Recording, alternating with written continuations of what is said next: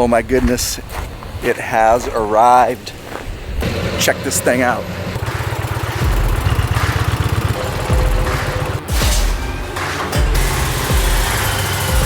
All right, there we go.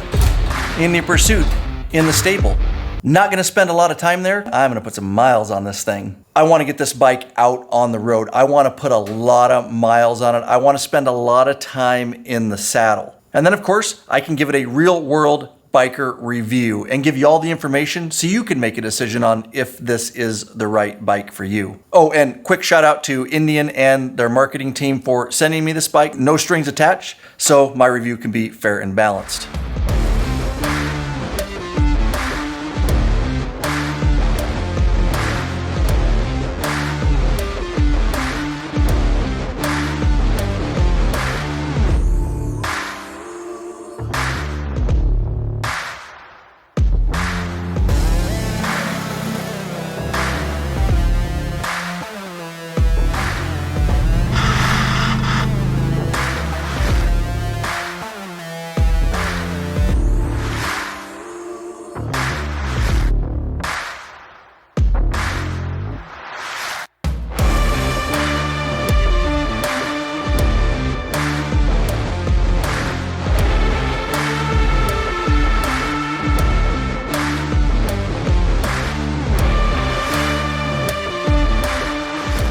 All right, so it's worth noting that I knew I would eventually get my hands on an Indian Pursuit, and for that reason, I literally have never watched or read any reviews on this bike. I really wanted to go into it open-minded without any bias so I could decide what I like and maybe don't like about this bike. And as you've come to expect, you always get an honest and unbiased review on this channel, and I'm gonna do the same on this bike. You see, all bikes have positives, and then there's some things we would like changed in future iterations. I'm not afraid to mention those, and to date, I haven't found a perfect bike. So I went to the Indian Ride Command website first thing to plan a route for the weekend trip. This is Indian's free online trip planner. It didn't take me long to find my way around, and it's got your standard trip planner features such as view filters, adding waypoints, dragging routes around, and renaming waypoints. And it didn't take long to also find glitches such as reversing my routes that I had to reorder, not putting a waypoint I drug precisely on the route chosen, and failing to add a waypoint. But I worked around these issues and I got my weekend route planned. Now, aside from the glitches, there are some very nice features like being able to choose the color of your route, and once planned, a nice 3D flyover of the route. And like all trip planners, you can then share a link or download the GPX file for the trip. So from there, I downloaded the route GPX file to a memory stick, plugged it into the bike, and easily uploaded it into the 7-inch touchscreen Ride Command unit. Now, all seemed well at this point, but I'd learned some very interesting things about this Ride Command system during the trip.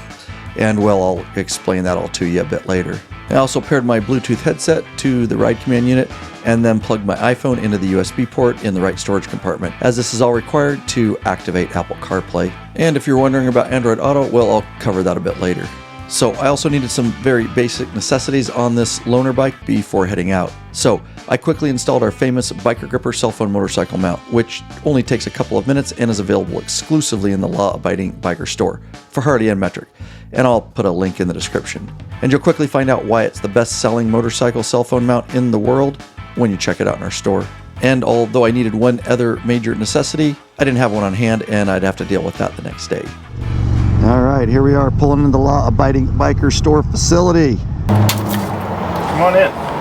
I am glad Lurch knows where he's going and which shelf and where to find the part. Gotta have my Zero cup holder on my bike. CRUZ tools, Indian kit here, and then we got our smaller metric kit. We're gonna throw those in. And don't forget, we've got them for Harley, American Maybe Twin, and other metric guys. Get that bad boy on there, Lurch. Get her done. I am ready to freaking ride now. All right, cool feature, because it's gonna be a hot day before we take off from the store. Vents, and there's a latch inside. I'm actually gonna get those bad boys open. All right, this is the power on button for everything, and then this starts it. You can just push it, and obviously starts itself. All right, so I planned this ride online, and I loaded it last night onto the infotainment system. It's literally got this route reversed. Interestingly, when I go to my smartphone app, the app is showing my waypoints all correct and the right direction. Same exact ride, but somehow this didn't talk to it. So hopefully Indian can fix that with a software update. All right, so the lower vents that you can open and close, very nice to have those. Cool the feet on these hot days. However, I will say managing them while you're riding, open and close, is a little bit of a chore. Be safe about it. I feel like maybe future iteration Indian can think about putting a lever kind of up top. So obviously we've got the lower vents that you can open there. Also up here you've got a vent on each side. Those have flaps up in there. It's kind of awkward, but you can reach up in there. If I get my finger, you can close it. You can see it's closed now. You do have these little wind deflectors on each side down here. In the future, I'd like to see Indian make these adjustable so you can kind of twist them, open and close them, because I would like to be able to adjust the air. Maybe I don't want to block it on a hot day like today. And so while we're talking about vents and kind of the airflow around the rider, yes, adjustable windshield. On the right handlebar is a switch, and you see it go up there, and once it's all the way up there, it does have a vent down there, airflow to come up and reduce head buffeting. And a lot of guys really think that's a cool feature, and I can't say that it's not. But what I can say is I don't necessarily mind if a bike doesn't have that. The reason is I can get the right height windshield for me. And when you have a regular windshield, there is a plethora of aftermarket windshields, the way you want your bike to look and the way you want the wind to go around you. And just understand you're gonna have limited options on aftermarket windshields when they are electronically adjustable like this. And just understand, guys, I'm not knocking it. I prefer just to get the windshield that I want. I'm just leaving this one down all the time. One argument to have it would be like, okay, it's raining really hard and you could bring it up all the way, but now you have a big hole in here and rain coming up through, so I'm just trying to find all the positives here. And a lot of guys say, oh, well, you can put it down when it's hot and put it up when it's cold. Honestly, it doesn't change that much for me as the rider in the triangle here, up or down. So let me know your thoughts in the comments below if this is a big deal and a feature that you just must have. So when I took delivery of this bike, that orange triangle light with the exclamation point in the middle on the dash was on. Did some research. Threads going all the way back to 2017-18 for Indians. Guys are saying it's a chassis default dummy light activated by a brake light or signal out. We checked all that, it's fine. Or if you're in first gear and put the kickstand down, it kills the bike. That can activate it too. It's got to be reset by a dealer. So nothing major or concern, so we're riding the bike no problem. The gas cap here, it is a locked gas cap. You got to have the key fob near, and then this little button right, boom, and that allows it to open. And speaking of gas, full tank, it was showing about 220 miles. There's your gas gauge up there along with remaining miles. 6-gallon tank if you're wondering, and most are saying this bike gets around 37 to 40 miles a gallon depending on how you're riding it. All right, I got to test out this motor from the dig here. 0 to 60. I do have traction control on.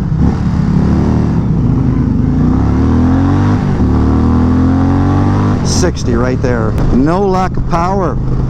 Love it. Let's talk about the motor. They're calling it the Power Plus Liquid Cool 108 cubic inch engine.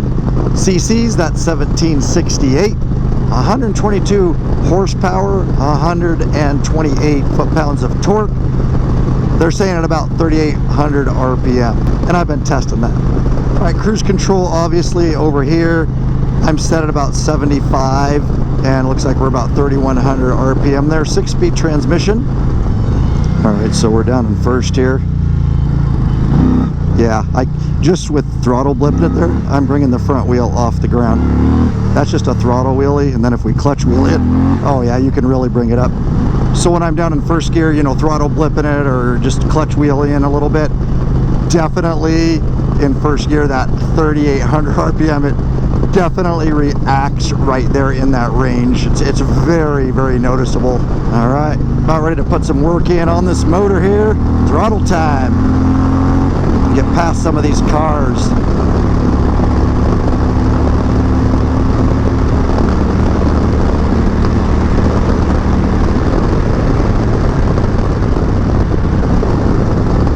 Oh yeah, there's nothing better than having a full bagger touring and being able to make passes like that. So if you're wondering what the feedback is like on this bike, well, I must say that I was very surprised at the amount of vibrations that are there from this motor, and for some reason I thought it would be a little more subdued. To my surprise, there are substantial vibrations in the floorboard, seat, and grips, especially when you're in those higher RPM ranges, but not to the point of being a negative for this bike. In those higher RPMs, the vibrations literally tickled the bottoms of my feet. However, when it comes to shifting gears, there is very little tactile or audible feedback. And overall, I really like the performance of this Power Plus liquid-cooled engine. However, there are a few things that I discovered while having this bike, and you'll definitely want to know about them. But I'll discuss those later in this video.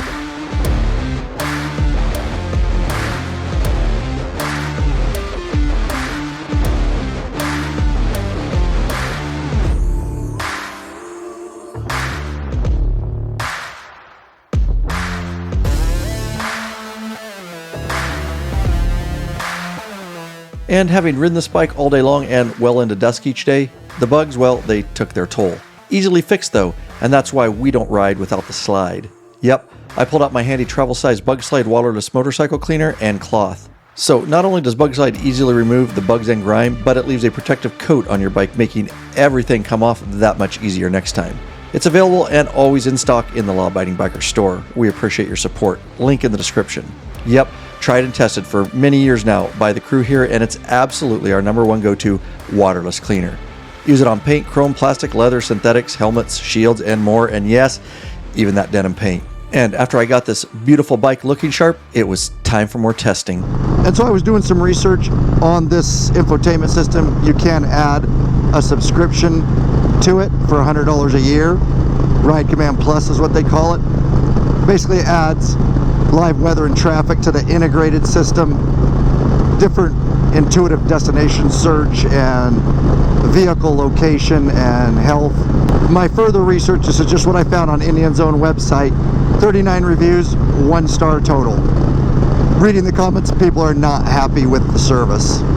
If you have it and pay for it, let me know in the comments what you think of it. Help the community out. If I bought the bike, I'm definitely not paying $100 a year no matter how good it is. Reason is, I can get all that with Apple CarPlay and all apps on my iPhone. So with that said, hopefully developers are working on that so they get some better reviews on their website. Alright, so one thing I do notice, engine compression braking. It's not quite with this motor as aggressive as I'm used to with some other motors. Very impressed with how responsive the throttle is. I mean, it is no joke. When you roll it, it's there. Like, I don't even know if there's a delay. So, and even from an idle, there's a little delay. I mean, it's normal, just a little bit. It's still, from an idle, very, very responsive. So well done there. All right, quick stop in the thriving metropolis of Colfax, Washington for lunch. I will say, very nice on this Indian to have a key fob where I can just push that, lock my trunk and saddlebags, and walk inside instead of manually doing it.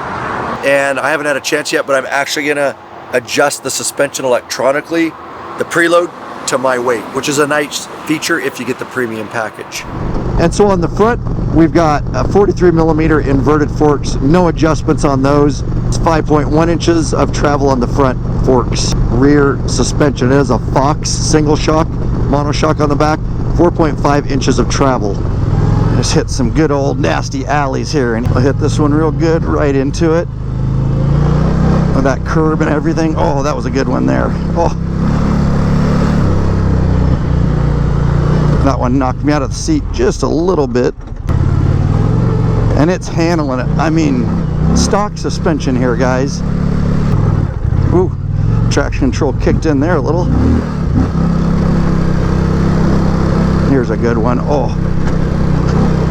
And all I have to say on this suspension, guys, is for stock, it's amazing. Yeah. Oh, I had to stand there just a little bit, and I think I hit the, I definitely hit the rear stops there, bottomed it out a little bit. So that was a good alley there, but obviously you've got 3 ride modes. I'm running in sport. I love sport. Standard, and then on the fly, rain. Obviously rain would, slick roads, it would definitely mitigate, yeah. So I'm rolling on the throttle in rain, and it's just like half the engine when I'm revving on it there. So standard, just normal, definitely more response now. And then of course that's where I wanted it most of the time.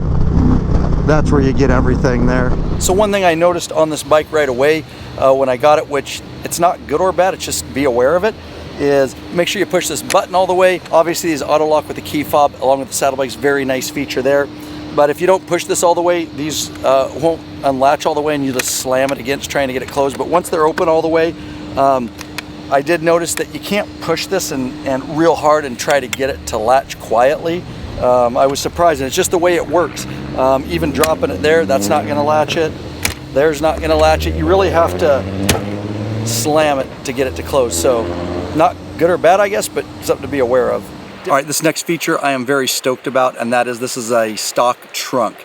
It comes stock with docking hardware, which makes it easily detachable.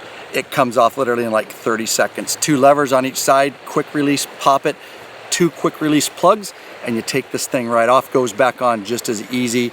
Very, very nice feature. I like that, especially when you're in town, not touring, and you don't want this trunk on. So well done there. However, on the flip side, in my mind, it brings up a little bit of a theft issue. So I'm not sure if there's a way you can get a lock on this docking hardware. If you know, comment below.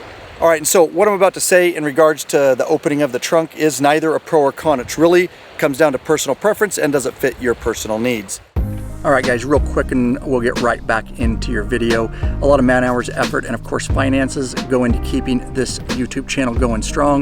There is a way you can support us by becoming a patron member, link in the description below. Basically, you pledge a certain amount per piece of content, no risk to you because you can put a monthly cap. There are benefits such as t-shirts and stickers, access to the private Facebook group, it's a troll-free zone, access to our live video broadcast and chat, access to our premium videos up on request, and access to those ride and meetup events. All right, let's get back into your video. And so a lot of us are used to trunks opening to the side. This one opens to the front. Obviously, you see the issue. If you have a passenger on, you're not gonna be able to get in here. They're gonna have to jump off the bike. Additionally, when I was touring, I put a backpack up here with a lot of extra gear and strapped it down. So at a stop, I need to get in here real quick. There's the issue again. I'm gonna have to unstrap it, move my backpack forward, just so I can get in here to get a piece of gear. And so this may work for you. For my personal needs, it doesn't so well. And again, for personal reasons, I hope in future iterations, Indian can consider making the trunk open to the side. Let me know what you guys think about this in the comments below. All right, we're just riding back from dinner, and I just want to note the LED lighting. Definitely a good amount of lighting. This is the premium package, so it's got the lower running lights, fog lights. I'm turning them off.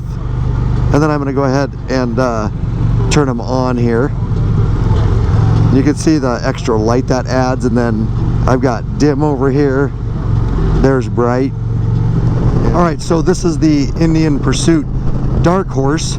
Starts at 32K, and then this one has the premium package, which bumps it up to 35K. So if you get the premium package, you get some extra things. So you'll get a 2-up heated seat, adjustable passenger floorboards. You get that nice electronic adjustable rear suspension. You get lower fairing compartments along with integrated LED driving lights in the lower fairing. And you'll get smart lean technology, which is basically the bike sensing your lean angle to adjust traction control and ABS. And I definitely say, you know, for the $3,000 extra you pay for the premium package, definitely worth it if you can swing it. So this, you heard me drag there. It's 31-degree lean angle, but the floorboards are wide too.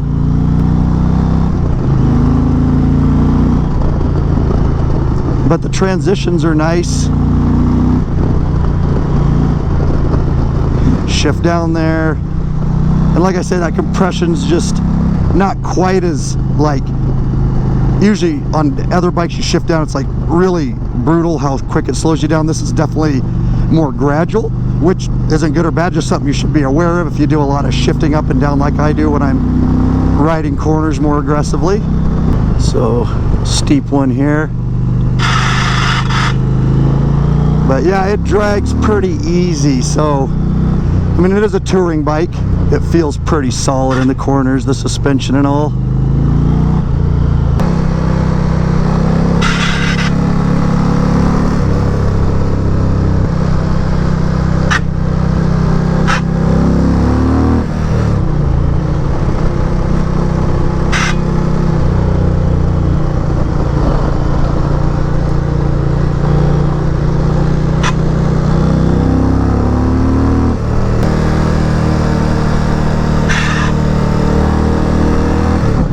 And I looked, and definitely where you get into this floorboard first is underneath, of course, on the very rear. That's what drags first. So got a lot of time on corners there. That was fun, really dialing and getting used to this bike. As far as transition, it's for a touring, it's very nimble. And so like here, when I transition my weight, it's easy to get it up and over. It doesn't take a ton of effort. And then back over this way, it feels really good, just that, and it's a smooth transition. There's no wobble when I do that. Now, for the long sweeping corners, when you're cruising along at a good clip on the freeway, this Pursuit felt very solid and stable. The package they put together on this bike, such as rake, trail, wheel size, and wheelbase, leaves no wobble or uneasiness in front or rear. So this is the premium package. It's the premium seat, 2-up heated. When I was out touring, I immediately noticed the lack of a rider backrest. And looking at the seat, there's no slit in it. I don't see a way to actually put a backrest on this seat. A backrest is an absolute necessity for me on any touring motorcycle. With that said, other manufacturers don't come with it either. I just don't see a way to put it on this seat. That doesn't mean that Indian's not going to make OEM parts to do that, and or aftermarket companies give the ability to put a backrest. And because of the lack of a backrest when riding long distance, I had to rely on my backpack on the passenger seat to lean against, and that was further back, resulting in a riding position that I could hardly reach the handlebars. So this is not ideal at all. And if you have information on how to mount a backrest on this bike with the stock seat, or if you know of good aftermarket options, please share that information with the community here and comment below. So a lot of storage on this bike with the trunk. You got the compartments up front in the dash, the lowers because it's the premium package, and then of course the saddlebags. But during our travels, I did learn one drawback to these saddlebags. And so although there's a lot of room in these saddlebags, visually it looks like you lose a lot, and I'll explain. So what I found during my travels is you can't put anything higher than what I have this here. If you put anything above that, you're losing all this room in this lid. And the reason you're losing all this is this whole big, huge latching mechanism really protrudes down into that saddlebag. So if you close it and anything sticking up, it's very finicky.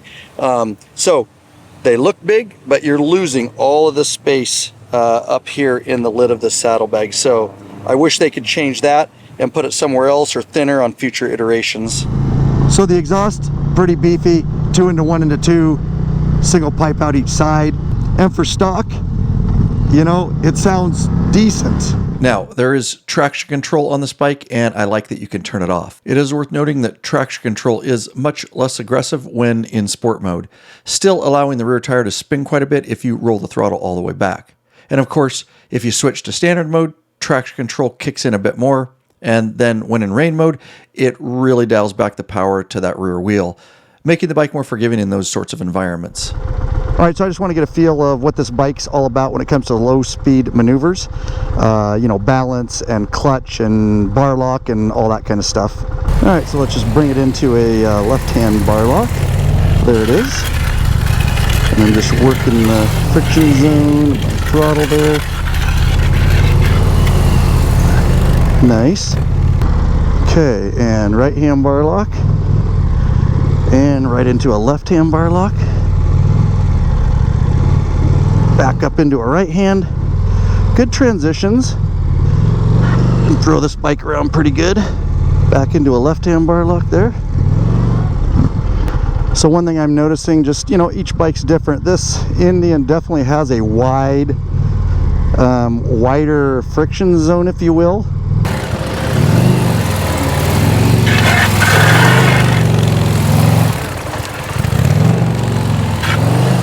All right, one thing I'm noticing about this bike is, you know, when I'm doing drills like that, and even Harley does this, but not quite as much, is the bike thinks you're going to crash. And so it's got systems in place that thinks you're going down when you're dragging floorboards and doing quick transitions. So your rear brake pedal, if you get into it at all, it tries not to let you brake, and it pulsates up. It's not ABS, but it pulsates up. I think the bike is trying to stand itself back up. And Harley is there, but you can get away with a lot more. This one, you definitely got to be a little touchier and be really careful, because it immediately wants to do that. If you're in the rear brake at all and try to stand, yep, you can feel it pulsating. So I wish all manufacturers would just let us on the police models just turn all that off, because I can actually ride the bike a lot harder than it would allow me to. So hopefully they can do that in the future. All right, we'll just go into this keyhole here.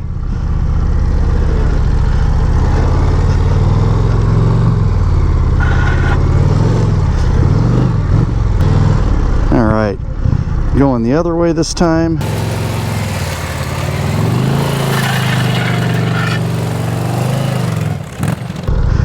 And this bike definitely doesn't turn as sharp as a Harley Electra. In fact, it's also worth noting that you have to actually do the patterns a little bit different, which that's normal. Different bikes do them different. And after spending much time in this keyhole pattern on this Indian Pursuit and making adjustments, I can say that it definitely can't turn as tight as my Harley Electra or Street Glide. In fact, I could run this keyhole pattern down to 18 feet on my Harley Electra. But with this Indian, I found that a 20-foot pattern is as tight as you're going to get. And even at 20 feet, I was into the floorboards to get through the pattern. So why is this? Well, I researched and compared some specs to figure it all out. I learned the Indian Pursuit has about a 1.5 inch longer wheelbase and 1 degree less lean angle than a Harley Electra. And the front wheel on the Indian is 2 inches taller. Now, all this doesn't seem like much until you put it all to real world environments. And the result was a 2 foot wider turn in this pattern in comparison to a Harley Electra. Now, this isn't a put down of the Indian Pursuit, but just the facts, and certainly something you need to be aware of depending on how and where you ride. And to truly find out if this bike is worthy of police work, well, I'd need it longer term and actually test it day in and day out in a police work environment. I'd have to put it through a new motors officer school and see, well, how many times they could drop it and how long the clutches last, amongst other things. I can say that the training patterns would have to be enlarged to get this bike through them. Alright, so just going to do some emergency braking here, test the brakes, get up to about 40 miles an hour. Standard drill. Usually have cones in a certain distance set up, but we'll give them a shot here. And so definitely adequate. They feel really good, and the suspension on the front, the dive was controlled to the front fork, so I like that. And I was in and out of the ABS a little bit there. So definitely, I really like these brakes they put on this bike. And I really appreciate that this bike has radial mounted front brakes, for better performance of course. The bike has Brembo brakes all the way around, the front being dual 4-piston calipers with a 320mm rotor, and the rear being a single 2-piston caliper with a 298mm rotor. Now, as far as the stock 200-watt 4-speaker stereo system goes, well, it's pretty good for a stock system. I found it to be made for a motorcycle, and what I mean is that it has lots of highs and mids so it can be heard clearly at freeway speeds. I found it to be plenty loud and heard no real distortion at full volume, while wearing a full-face helmet and cruising down the freeway at 70+ miles per hour. And as far as the ride command system, well, I had several other problems with that, such as not always activating CarPlay mode, even with a wired connection and Bluetooth headset connected. Sometimes it'd take up to 3 minutes for CarPlay to even activate, and oftentimes I'd have to unplug and plug back in my phone to get it to activate. Oh, and not to mention the ride command system deciding for me that I needed to switch from external speakers to my headset. But we'll talk more about this system a bit later. And so I feel it important to mention this because it was one of the very first things I noticed within 30 minutes of jumping on and riding this Indian Pursuit. And the reason it caught me off guard is because this is the Power Plus liquid-cooled 108 cubic inch engine. And I'll just throw it out there. You see, this motor actually puts out a considerable amount of heat on the rider. More specifically, it's kind of mid-shin down, especially on the insides of your feet and near your heel. And I noticed it especially when you're riding below 50 miles an hour, even with the lower vents open. And yes, that's with proper protective riding shoes on. And I will say that this heat is much more on other touring bikes that I've ridden. And I can't quite put my finger on it. I know there's a lot going on down there. On the right side, you've got the catalytic converters. On the left side, you don't. I definitely get a little more heat on the right side, but it actually becomes a bit uncomfortable. Obviously, the radiator is also down there along with fans, and I don't know if that's specifically blowing the heat in a weird direction. At any rate, I had to mention it. It's something to be aware of, and I hope Indian in future iterations can figure out how to dissipate a little bit more of that heat on the rider's feet. And let me know in the comments below if you have one of these and or you've experienced the heat issue and maybe what you've done to dissipate some of it. So I want to talk a bit about the built-in infotainment system with Ride Command. I spent hours and hours diving into the system. I don't want to get too much in the weeds, but I want to tell you some of my experiences. And as an experienced infotainment system user on both Harley and Indian now, there are a lot of glitches in this infotainment system. However, that's no different than a competitor, the Harley-Davidson Boombox, who also has a lot of issues. You see, anytime motorcycle manufacturers and auto manufacturers try to become software developers, well, they always fail and do a really crappy job at it for the most part. And that's why a lot of us just use Apple CarPlay. That is, if you can get it to connect. This system definitely at times had connection issues. And if you're an Android fan, well, don't get too mad. The reason it's not on this bike, not Indian's fault, it's because Google stopped supporting the mobile version of Android Auto some time ago. And I actually planned a 2-day ride using Ride Command, Indian's online platform for trip planning. And when I uploaded in the boombox, it didn't read it right, and it actually reversed the routes of trips, and there was just a plethora of other issues. The app on the phone, the Ride Command, it actually showed it correctly, but it doesn't have turn by turn. You just have to follow the line. So all kinds of issues with that in the system. And there were other glitches in there too, but I'll leave it at that. I'm really hoping Indian can clean that up and make a better user experience with their infotainment system in the future. And another issue I have not only with Indian, but with Harley-Davidson too, is this. And this is a cable clutch. What are we doing, guys? It's 2023 already. These guys are premium bikes. We're talking $35,000 to $45,000 machines. These all should be coming standard with hydraulic clutches at this point. A hydraulic clutch is just simply a better, more consistent pull. It stays the same for the life of the clutch, and it never needs to be adjusted. And during my testing, I actually had to adjust this clutch because it had kind of run out. Now, Indian did make it easy under the left side. It's easy to get to. Couple wrenches, you can make those adjustments, but honestly, what a pain in the butt. And I want to talk about this motor a little bit, and if I'm smiling, it's because you will too if you get a chance to ride this thing. And right away, and throughout my 2 weeks of testing this bike, I was super impressed with the performance of this motor, and it really made riding this bike a joy. You'll immediately notice the power and torque of this motor if you get a chance to ride this bike. The throttle response is awesome. I mean, even at idle, you can literally snap that throttle. Yeah, like all gas motors, a slight delay, but it's very negligible. I was always impressed by that. You drop this thing down into first or second gear and give it some throttle blips, and you can literally feel that front wheel just coming off the ground a little bit. And of course, then if you clutch a little bit, you can bring that wheel up no problem. And let's not forget, this is a touring bike with that kind of power and torque. And when it comes to making passes, there is plenty of power there. Shift down, roll that throttle back, and you're gonna be smiling ear to ear as you get around cars. And honestly, riding this bike around, it's gonna be hard for you not to just throttle blip it all the time and feel that front come off the ground. But hey, maybe I'm childish too, I don't know. But it'll make you smile every time. And I am happy to say that even with all that power and torque, this bike settles down really nicely. If you're just touring for a couple hours, got the CRUZ set at 70 or 80, it's very, very smooth, which is how this bike's going to be ridden by a majority of the riders out there. This is a touring motorcycle. And not necessarily an issue, just another thing to be aware of is on these Indians, the air intake and air box actually sits underneath the tank. It's hidden, and it requires tank removal to get to that. Me personally, I hope in the future Indian can put it out the side, like the right side, that we can access it. It just allows for a lot more aftermarket air intakes, and you can really change up the look of your bike doing that. But again, that's just my personal opinion and wants. And when it comes to looks, beauty is in the eye of the beholder. I'm gonna let you make that decision. Let me know in the comments below. I personally think it's a really good looking bike. With that said, it is worth noting Indian does do it different than some other manufacturers. They hide a lot of their components, so you can't see a lot of the mechanics of the bike with side covers, and we just got a lot going on up front, and of course that very large radiator. Again, beauty's in the eye of the beholder though. All right, and overall, I really, really enjoyed my time riding and reviewing this bike for 2 weeks. And of course, if I had unlimited funds, I would love to buy one and throw it in the stable. That's not gonna happen. Honestly, I'm gonna be a little bit sad having to give this thing back. All right, I'm popping a couple videos on the screen here for you. Hopefully something useful or entertaining, heck, maybe both. At any rate, when you're done watching, get out there and ride every chance you get, Bikeaholics. Peace.